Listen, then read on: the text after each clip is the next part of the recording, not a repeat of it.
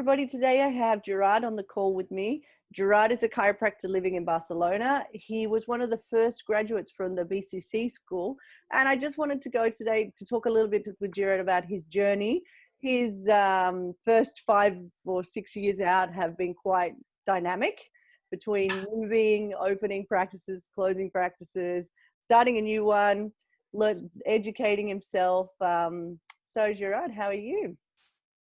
Hi, hello, Erin. Thanks for inviting me. Not a problem. So tell us, you studied at BCC, you're Barcelona, Catalonian, and you went to BCC, and from there you graduated in the first promotion, and you actually had met a girl while you were studying chiropractic, Cristina, who is from Malaga, and the both of you decided to move down there. You started work as an associate down there. How was that? How was your experience leaving school and becoming an associate? Yeah, it was nice. When I finished school, I did some local work here in Catalonia, but then I moved to Malaga, and then I started working for another chiropractor there, and it was really a very nice experience. It was the first time actually that I was exposed to pediatric and family practice. So it was a nice start for me as well. And I was with Cristina, my girlfriend at that moment, my wife now. So it was a cool transition from school to, to student life to DT life. So it was a cool experience. But then you didn't stay as an associate really for that long, and the two of you decided to open your own practice. How did that decision come about? That's a very good question. So since I was in chiropractic school, since I think it was 2010, I started working as a CA in a chiropractic office here in Barcelona. So from the very beginning, I was exposed to, I would say, to pretty much all the chiropractic roles in a chiropractic business, right? So the only one I was missing was the DC and the chiropractor, and the most important one, the business owner. I think that's the most important one because, a lot of chiropractors out there, we love chiropractic, and, some of us work as a CA as well, and it's very cool experience to have before a chiropractor. But none of us have a lot of sense in business, business sense. And that was my biggest fear, transitioning from associate to a business owner. But we really wanted to have that experience early on. So we felt ready because Cristina, she also worked as a CA during student. So we felt that moment that was the right time and the right decision. I mean, it was very brave of you guys, though, knowing that you'd only really been out for 1 year. But I suppose on the same side, like you said, you had the support of each other, which is priceless, and the knowledge too of being a CA during that time whilst you're at school. That just really helps make that decision. And how was your practice? Did you have a successful practice? Did it take you long to be successful? How was your journey? Yeah, the truth is that we grew very quick in the sense of it wasn't hard for us to start a practice. Very soon we had some patients, so it was pretty easy from the beginning. I remember when in the first year we were doing everything. We did CA, we did the cleaning stuff, we did the marketing and the adjusting, of course. So we started going around the streets, introducing ourselves as the new chiropractors in the barrio, in the neighborhood, and it was a very intense and a super good learning experience as well.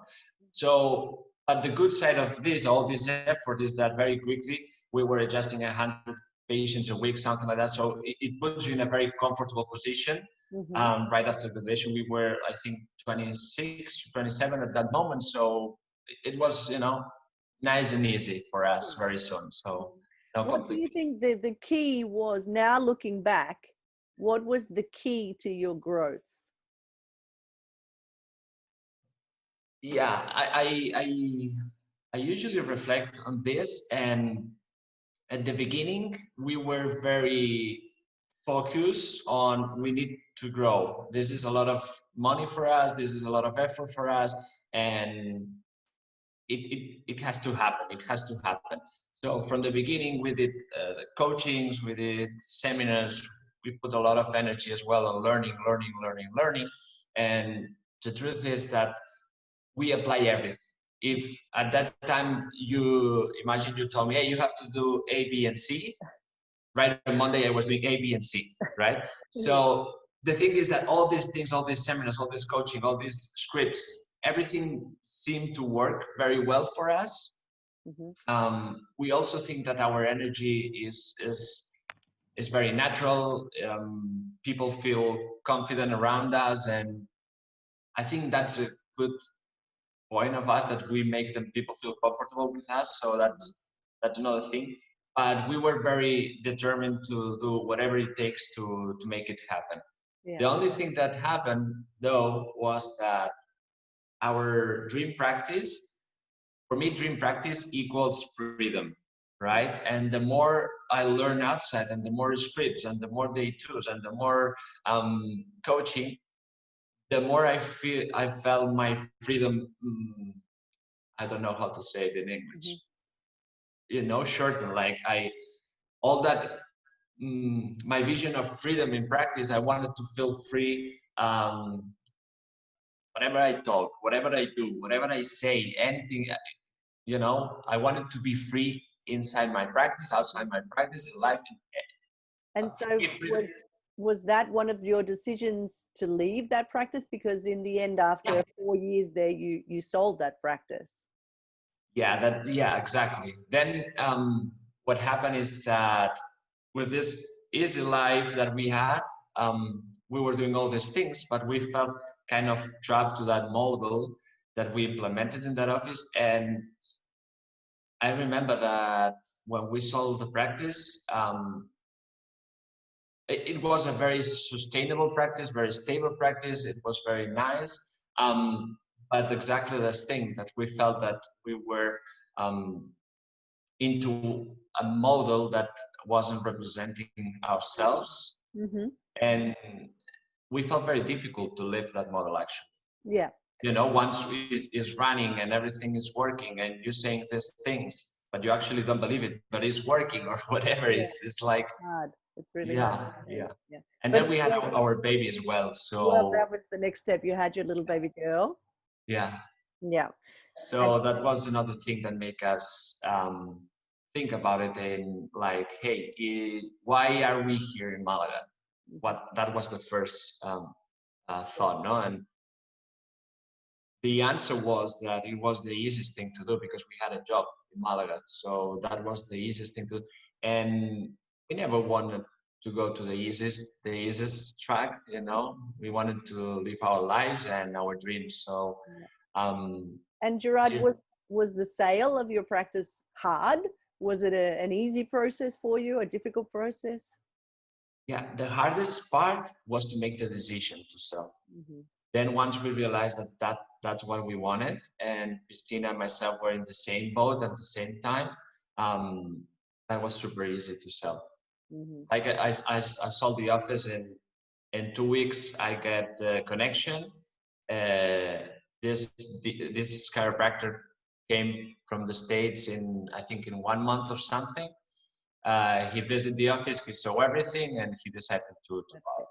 Okay, fantastic. It was very easy at that time. And so from there, you guys made the decision to move back to Barcelona, but it took a little bit for you to get back here.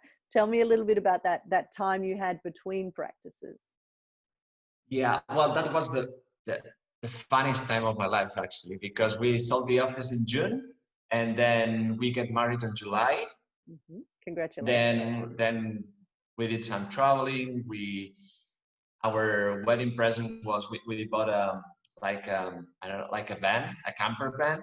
So we did some traveling around Spain. 3 of us in a van, so it was super cool. But then we started thinking about the new project, the new office, the new life. So we start thinking about the family and the pediatric practice. That Cristina she's been into this pediatric and family practice since chiropractic. And I remember once I was reading the book. I don't know the name of the book now, but I saw the niche makes you rich, right, or something like that. So I was pulled to that quote, not because of the money part of this, of course, as well, but I always thinking about my office and chiropractic. So the thing is, well, maybe we should, see some offices that are very into these pediatric and family practices. Because to be honest with you, I met a lot of chiropractors that told me, yeah, we have a very, I don't know, very family practice or big family practice, and you hear that a lot of times. And then what I realized is that I saw that offices, they don't were that much different from my office. Mm-hmm. Yeah. The fact that you don't have that you have I don't know, a woman and a man and a husband and a grandma, sporadic in your office doesn't make it a family office. Mm-hmm. So we did our research, and we wanted to see this big family and pediatric offices. Or the same thing, the fact that you adjust, I don't know, 10 or 20 kids a week doesn't make you a pediatric office either. So we wanted to see a real family and pediatric office. And so what does that look like? What does a real family pediatric office look like? Yeah, to be honest, at that time, I didn't know either. So what we do is we went to the States and we went to Chicago. I don't know if you know him, Tony Evil. It's called the PwC. And he has a super huge pediatric and family office. He sees like 1,000 plus a week. And I can tell you that around 60-70% were kids, and kids with neurological stuff like ADHD, at any point in the spectrum, then a lot of pregnant women, then a lot of healthy kids, a lot of families that came together, like families of 3, 4, 5 people getting adjusted at the same time. So at that moment is when I realized, oh, this is a family practice, right?